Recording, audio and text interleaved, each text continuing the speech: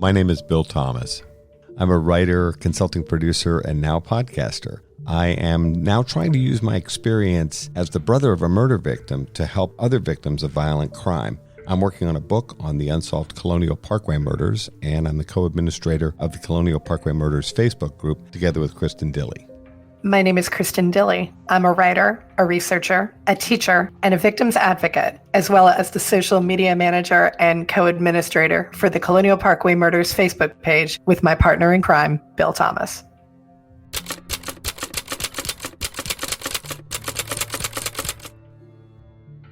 Welcome to this bonus episode of Mind Over Murder. As part of our celebration of our second anniversary and passing the 500,000 download benchmark, we're going back to some of our earlier episodes of Mind Over Murder, bringing those back as bonus episodes. Over the next few weeks, we're going to be taking a listen to a series we did on the unsolved murder of Donna Mike Margaret, who were killed in 1984. Sometimes their case has been linked to the Colonial Parkway murders, although as we've learned more, we actually think this may be a freestanding event. We hope you enjoy this bonus episode of Mind Over Murder. This week, we are starting an exploration of a new case for us, the Donna Mike Margaret case, which dates to 1984. We'll get into more details in a minute. The case is a Virginia case of a young couple. Because of some of the basic circumstances of the case, it has often been linked to the Colonial Parkway murders, and we'll explore that as well.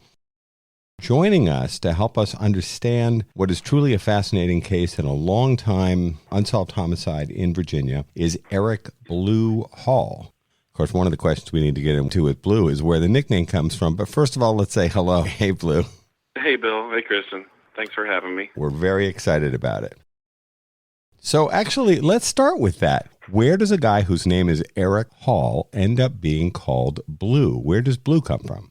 Oh, that's a good question. My dad was in the military. He was a retired veteran in the Army from World War II in Korea. And he and my mom were living in Las Vegas at the time. And my dad would have these parties, and his sergeants would come over. You know, he was an officer. He had earned a battlefield commission in World War II. His sergeants would come over. I had these giant blue eyes, and all their wives would always say, "Show them your eyes, Blue." And the name just stuck. So all my life, it's been Blue, even through college. So funny. So did your mom and dad end up calling you Blue? Oh, yeah, for sure. My dad ended up dying when I was very young. But, I'm sorry. Yeah, the name stuck. And that's okay. It happened. Yeah, actually, it's a nice legacy of your dad. Did your dad have the blue eyes too? He did, yeah. We comments all the time how similar we are in appearance.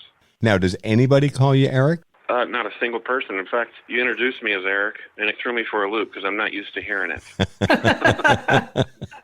So tell us a little bit more about yourself, where you grew up, that kind of thing.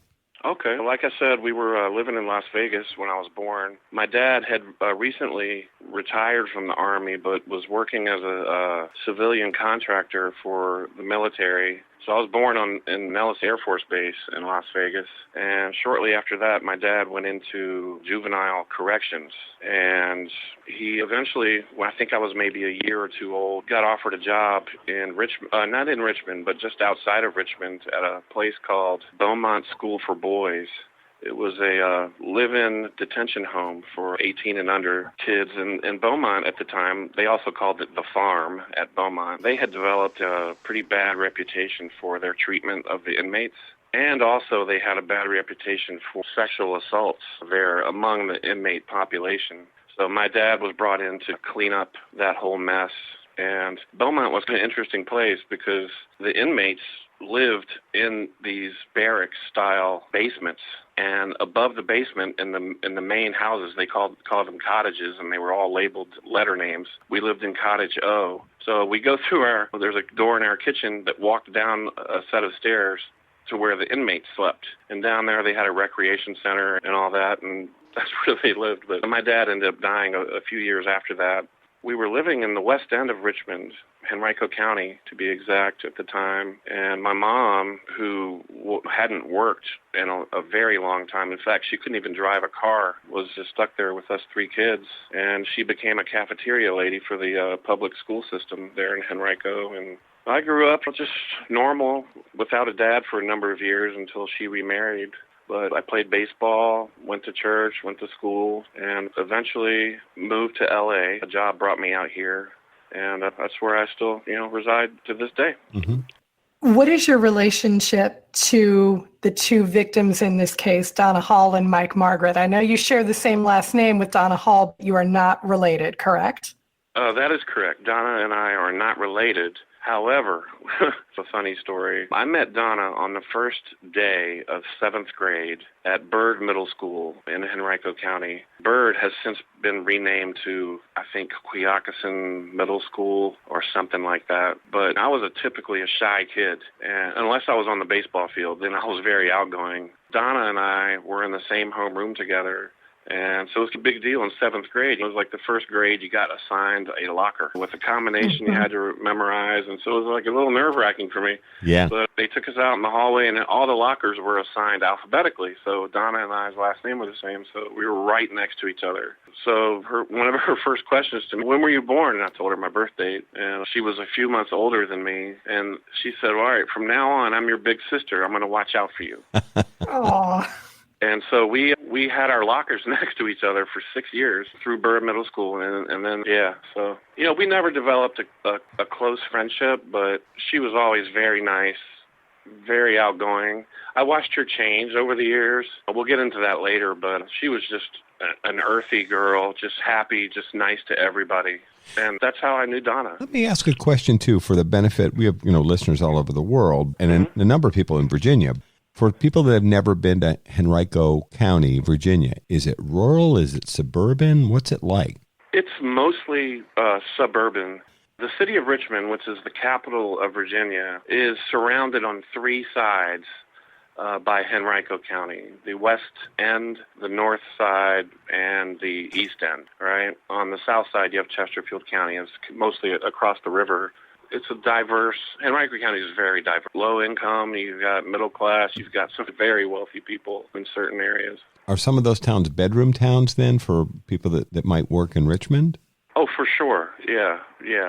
A lot of people would commute into the city for work and entertainment. So let's talk a little bit more about how does a guy who is, you described yourself as not a close friend of Donna Hall, and we haven't talked about Mike Margaret yet. How did you get involved in this murder case? Oh, back in 2015, so just 5 years ago, another classmate of mine, a guy by the name of Kevin Riley, who currently works for the Richmond Times-Dispatch, at least I still think he works there, had posted an article on our Douglas Freeman High School alumni Facebook group.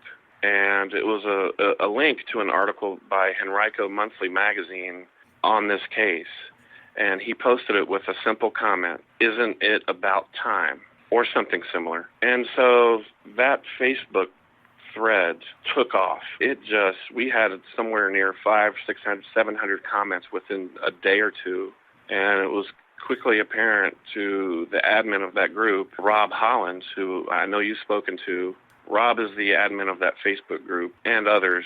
And Rob's a great guy. He spearheads and organizes a lot of the extracurricular alumni activities, from fundraising, golf tournaments, to Vietnam War memorials, veteran war memorials. And he's put in so much work over the years, taken a lot of hits sometimes for adminning a Facebook group. It can be difficult. Kristin and I are looking at each other and saying, yes, that is true, because we do the Colonial Parkway Murders.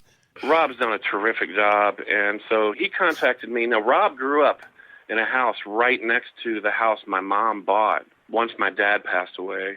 She took his GI package and, bought a house. And so Rob was a few years older than me, and so he reached out to me and said, hey, we need to make a dedicated Facebook group for that murder. And I thought it was a brilliant idea. And so we had a bunch of people volunteering to be admins, to let people into the group, moderate it. And we had no idea what we were getting into, Bill and Kristin. It became a full-time job at first. It was apparent that murder still hit home with a lot of people. Emotions were running high.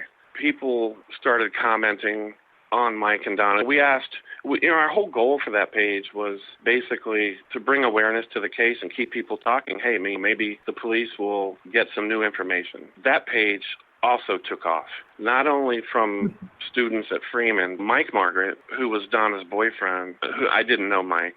We never met, but he went to a competing high school just down the road. A lot of kids from that class, that era, started joining, and other high schools, some of the private high schools around, and members of the press and the police. It just took off. And so here we are working our butts off trying to organize this information, and Facebook isn't the ideal platform for organizing information. Oh, not at all. That's easily accessible and coherent, for lack of a better word. So things were just scattered all over the place. Rob also had the idea to put topic cards as photographs into Facebook. And we'll have that pinned at the top. You pick a topic, you can read of the circumstances in the case, the crime scene photos, what it looked like then, what it looks like now, timelines of Mike and Donna separately and together, things that were happening around the area at the time, including other crimes, social events, the weather, you name it, it's there.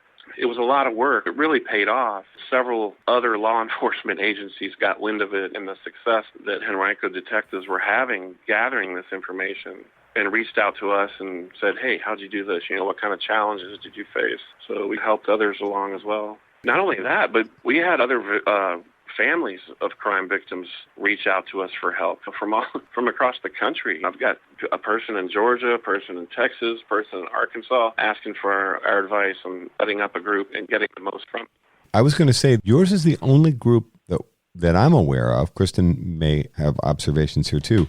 I've never seen anybody else organize a discussion on Facebook in this way. And it's actually very interesting to group things by the topic cards. And it does make reading through a thread a lot easier for someone like us, or I would imagine someone in law enforcement or whatever, journalists, etc., to be able to read a bunch of different observations by topic, not organized, as most of us know. Facebook is organized chronologically.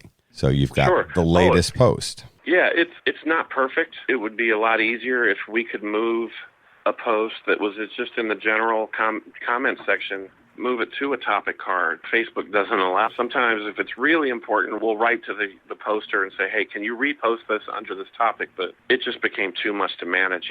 We just hit our 3,000 member about 2 weeks ago. Congratulations. That's excellent. Yeah, it is. We hovered around 2,800 for the last 5 years, but gradually it's just increased. And it's a very interesting, active group of participants. And a lot of people that seem to have a personal connection to the area, the victims, the case, what was going on back then. That's for sure. We've got a variety of people, a variety of types of people that participate. Some people don't participate publicly, but will message us admins privately and give us encouragement. Thank us for what we're doing, which we don't hear enough, by the way. Same. In fact, we've got. I think most of the members were students of those high schools in that era. A lot of family members. In fact, a lot of people didn't know that Mike was adopted when he was younger. It was when his parents didn't think they could have children. And then, of course, after, they adopted Mike, they had Scott and Allison. So they grew up with an older adopted brother. But that family was great. They're so nice. They treated Mike no different. But Mike's birth mother is a member of our group. Oh, I've never heard this. Yeah, in fact, if you go to the files section of that Facebook group, you can download some Richmond Times-Dispatch articles. I try to keep them all together. I know I need to do some updating. Life's gotten the best of me lately. Haven't had time. There's an article in there about his birth mother, finding out who Mike was after he was killed. Oh, man. What it turns out is interesting. She ended up living about 1.5 miles away from his home where he grew up. Oh, wow.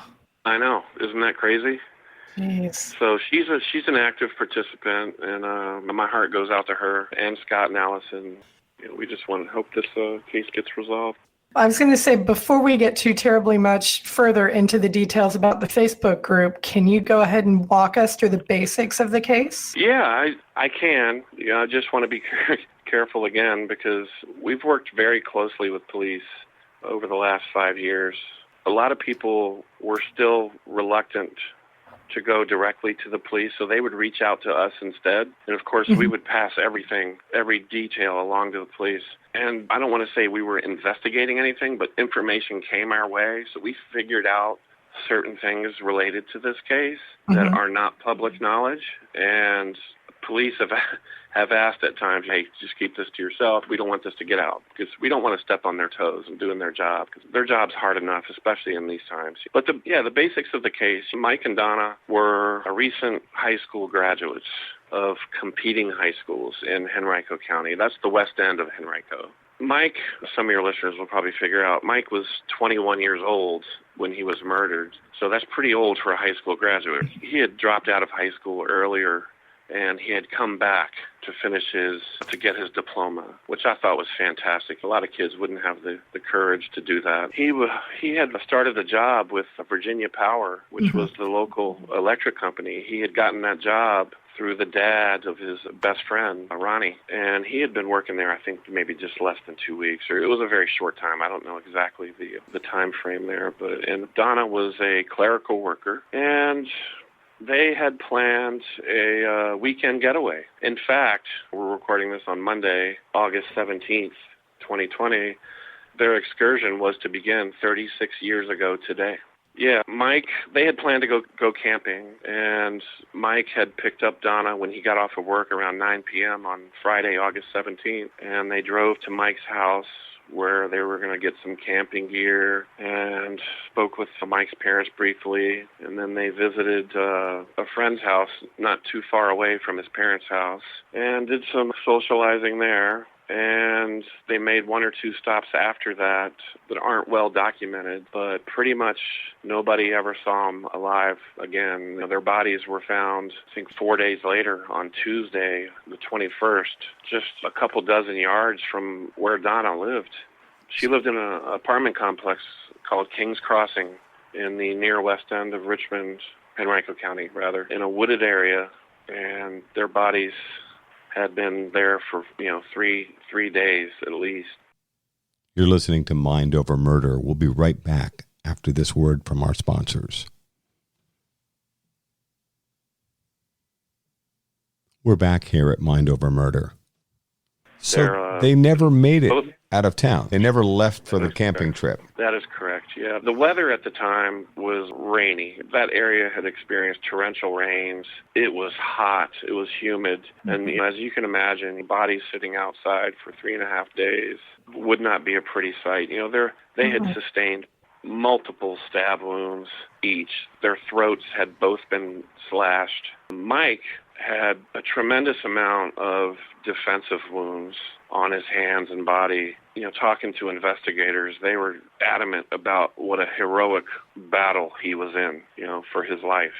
And Donna had no defensive wounds, but just overkill knife wounds. No reason for it, really. Autopsy later revealed both bodies had both consumed Demerol just hours, before their death.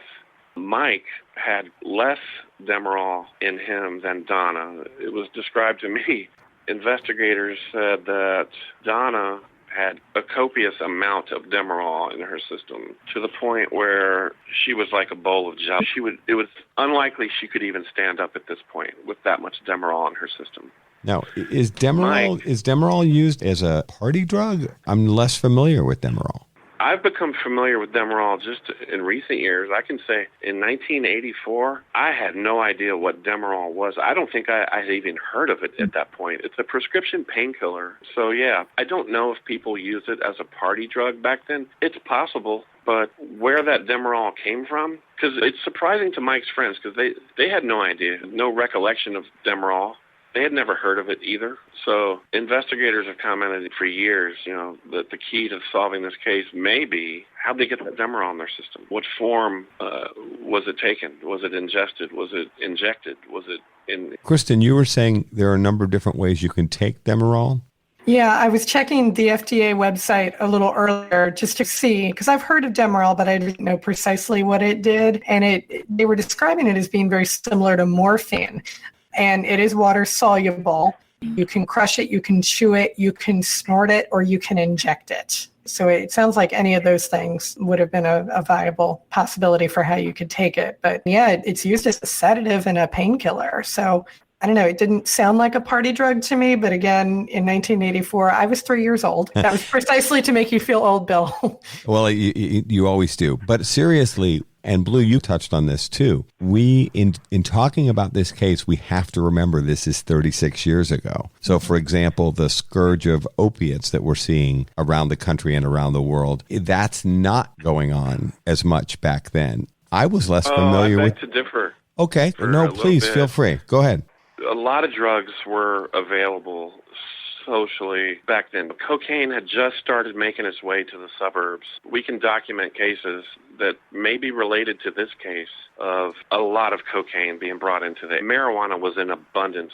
Right. Agreed. Really. I saw that firsthand, or at least heard of it firsthand back then. Opiates, I know for just people reaching out to me since our Facebook group started, there was a lot of kids from Freeman High School that worked at a place called Westbury Pharmacy, which was right next door to the high school. A lot of kids had part-time jobs there, working the lunch counter or delivering drugs. They offered a drug delivery service.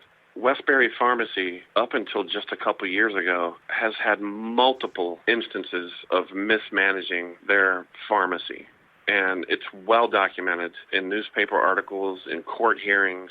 And I think they just lost their license, their pharmaceutical license a number of years ago because of the same thing. And people had, reached out to me saying, yeah, we stole drugs from that place all the time. We sold them to our friends. Wow. Nobody would comment specifically on Demerol, but a lot of other different drugs. I don't remember exactly what now, but it's all in my notes. And drugs were in abundance there, and I think investigators know that. And probably the key to this case. Funny, you mentioned something a minute ago that I wanted to circle back on. I want to be clear in asking these type of questions. I'm not in any way, shape, or form throwing Donna and Mike under the bus. What happened to them is absolutely horrible. So in probing some of these areas, I'm not criticizing them or trying to say that any reference to drug use is somehow letting a killer or killers off the hook. Far from it. You mentioned Donna and Mike made several stops, social stops that evening, Friday night, if I'm correct. There was some significant partying going on at those stops. Am I correct? One, perhaps. There was a small gathering that's well documented in these articles. Some very close friends of Mike were sitting around. I wouldn't even call it a party. They were just hanging out. It was Friday night. The night was about to start. They were sitting around drinking beers, smoking a little bit of marijuana.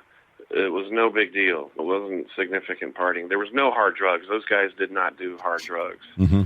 You also see in those articles that Mike and Donna had a large amount of cash on them. Right. Which brings us, to a whole different part of the case.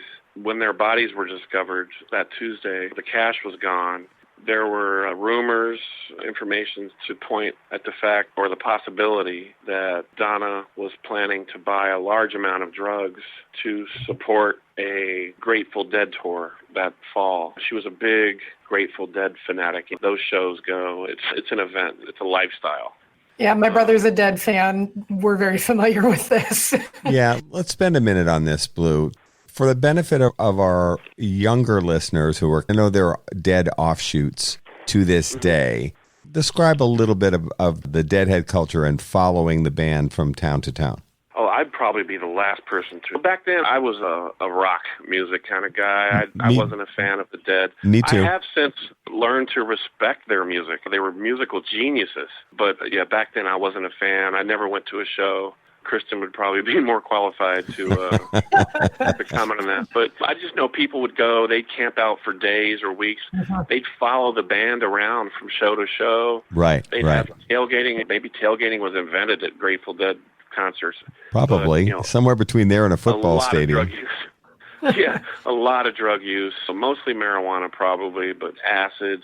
They were just mostly a mellow bunch of people, from what I gather. I don't know for a fact. Yeah. Now, I worked in the music business for a number of years. I'm very familiar with the Dead. I'm not a fan, but culturally, I have to admire the relationship that the Grateful Dead had with their fans and this incredible loyalty that people had to this band. And, you know, what we now think of as jam bands, the Grateful Dead, New Riders of the Purple Sage, and a bunch of mostly West Coast bands initially invented this style. Some of it's a little bit based on jazz with heavy improvisation. But there's this idea among Deadheads culturally that you want to see as many shows as possible because the band would make a significant effort to do songs differently every night, different solo sections. They'd try to play different material, never play the same set list twice. This idea of following the band has been a phenomenon for decades. It's not a group that, in my opinion, is strongly associated with violence. As a matter of fact, far from it. It's a pretty mellow group. It's funny, when you were first describing the drug use, I was thinking it's sort of softer drugs, although Jerry Garcia, the leader of the Grateful Dead, was a longtime heroin addict who ultimately has passed away, and other members of the band have died from overdose and other abuse. But I don't associate the band with a violent outlook. If anything, they're a bunch of hippies traveling from town to town. But this caravan of fans would follow them from town to town. So there's been some conversation that Donna and Mike may have been planning to follow the Grateful Dead for perhaps a couple of shows or more. Yeah, sure. Economies have been built on Grateful Dead touring. Bootleg tapes were huge, especially with the Grateful Dead. They did different shows all the time. People are out there with those old tape recorders just taping the show, and then they would sell them for $1 or $2 or however much at the next show and just keep making copies. And they're out there on the internet now. Look up YouTube, Grateful Dead bootlegs. There are abundance of them out there. So I thought that was great. Yeah, nobody associated with that group with violence. They were just earthy people having a good time, just following their favorite band around. And those shows were a huge boost to the economy of those towns they visited. In fact, what is interesting, and we'll get into this later probably, is, police had developed early leads, and there was one particular guy they wanted to talk to, and he was the son of an investment banker in Richmond, very wealthy family, and he was following the Grateful Dead around for a year after Donna and Mike's murder. The Grateful Dead played September, I think, of 1984, so that was just a month after Donna and Mike were murdered. And when the Grateful Dead returned to Richmond in 1985, the Henrico County Police and the City of Richmond Police were waiting, looking for this one guy. In fact, they had an informant, this guy. They had an informant pointing out drug dealers, and the police made hundreds of arrests of all those Grateful Dead heads. The Grateful Dead never returned to Richmond again. And it was tradition for them to play Richmond. Instead, they went 90 miles southeast to, Hampton or Norfolk or, one of those other venues. So they never came back to Richmond. In fact, the promoter of that concert had a big impact. A lot of other big names never returned to Richmond. This murder had a huge impact on the Richmond economy for decades. Touring rock bands began avoiding the Richmond market and doing tour stops elsewhere in Virginia because of this crackdown. Wow. Because of that crackdown, which was a result of this murder, this double homicide. Wow. Yeah. Talk about ripples in a pond having, Yeah, we'll get back to that informant later. Yeah. Let me, this large amount of cash that Donna had, can we put a figure to that? Do we know how much money we're talking about? I've heard anywhere between $2,000 and $5,000. That's a significant amount of money then. Yes. That would buy a small new car, I think. $5,000 back then, maybe. Yeah. I don't know. The rumor or the speculation that they were going to be buying cocaine to sell at Grateful Dead shows. I mean, was there a lot of cocaine at Grateful Dead shows back then? I don't know. It doesn't seem like that's the type of drug that laid-back crew would do, so I don't know. So, there was speculation they were going to buy a large amount of drugs. Had Donna and Mike ever been involved in drug dealing before? Not to any significant extent, no. Just very small time, selling a little bit here to your friends, perhaps. But I think Donna, at that point in her life, she went from just being self-destructive Or no, she went from being reckless to self-destructive. She was experimenting, I think, with more different drugs, drinking a lot more. But on the same note, I think Mike was very good for her. He was getting his act together. He went back to school, got his degree, got a great job with the local utility company. I think he was going to have a tremendous impact on her life. And it's just unfortunate those kids never got a chance to straighten their life out. What's the age difference between Donna and Mike? She's a little younger? Yeah, she was 18. He had just turned 21, I think. They were about 2.5, 3 years apart. Mm-hmm.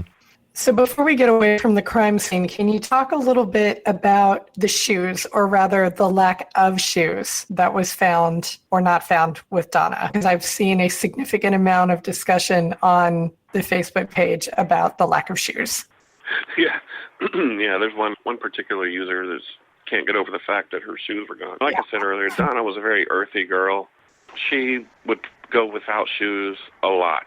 Now, she was never going to go camping without shoes. I seriously doubt she would have left town without shoes. But her apartment was just yards away. She could walk from where she was killed to her apartment in probably 2 minutes. It was that close to where she lived. I'm assuming that she left her shoes at her house. There's theory, maybe the guy had a foot fetish who did this to her and stole her shoes as a memento. I don't know. I think that's getting a little bit out there. Pardon me while I roll my eyes. Yeah, Right. yeah, I saw that as a theory. And that When I was talking to investigators, they wanted to make one thing clear to me. Murder is very simple. At the same time, when we started our Facebook group, we didn't want there to be any limitations. We assumed the motto, look under every rock, leave no stone unturned. So we developed topics on anything people wanted to talk about and explore. From Donna's dad being involved in the underworld and interstate pornography and drugs or whatever he was into, to pagan biker rituals or some crazy stuff. And there was a team of girls. Oh, they were great. They were, at least 2 or 3 of them were former skip tracers. They started digging into everybody. You know, just looking into relationships. Good to have these skills. Yeah, one of them had tracked down distant relatives of Donna, because at this time her mom was dead, her dad was nowhere to be found or dead, but she reached out. We wanted people to really have no limits, to where all that information ultimately brought us back to where we are now. I think we have a good focus of where police are looking or need. The other thing too is, and we've lived this with the Colonial Parkway murders, I think sometimes we have a tendency, perhaps through the filter of nostalgia or whatever, have a tendency to look back on ourselves as young people and our peers as young people and romanticize it a little bit. The other thing is, these are young people doing young people things. In other words, I worry when you describe Donna moving from reckless to self-destructive, that's frightening, and you hope that she would have been able to step back from that eventually. But at the same time, we can't look back through this romantic haze and not also talk about things that might be more difficult to talk about, because they could be the answer to solving these cases. As the law enforcement people said to you, the Demerol itself could be key. In other words, how did Donna and Mike end up being dosed or dosing themselves with heavy-duty prescription narcotic used in surgery? And it's worth exploring the idea that, how did that happen? Is this idea about raising $2,000 to $5,000 and maybe buying a significant amount of drugs to sell on the Grateful Dead? So those are probably things that are worth talking about. These people are long since deceased. If we're going to get to the bottom of what happened to them, we're going to have to talk about the good, the bad, and the ugly. Sure. Yeah, I think the things that are most important are the Demerol, the large amount of cash, or the drugs that cash was intended to buy, because neither were found. There were no drugs and no money found at the crime scene. I think another key is police have looked at the timeline of Mike and Donna as a couple just hours before their death. I think they've looked over the years less at what Donna was doing for those few hours and who she was with before Mike got off work and picked her up, because there's some very interesting stuff going on there. Who knew they had that money? Mm-hmm. Who knew what they were planning to do with that money And what did Donna do? Who did she talk to just hours before her death? I think that's the key to this case. Join us again next time as we continue our discussion with Blue Hall and what happened in the Donna Hall, Mike Margaret case from 1984 here on Mind Over Murder. Thanks for joining us.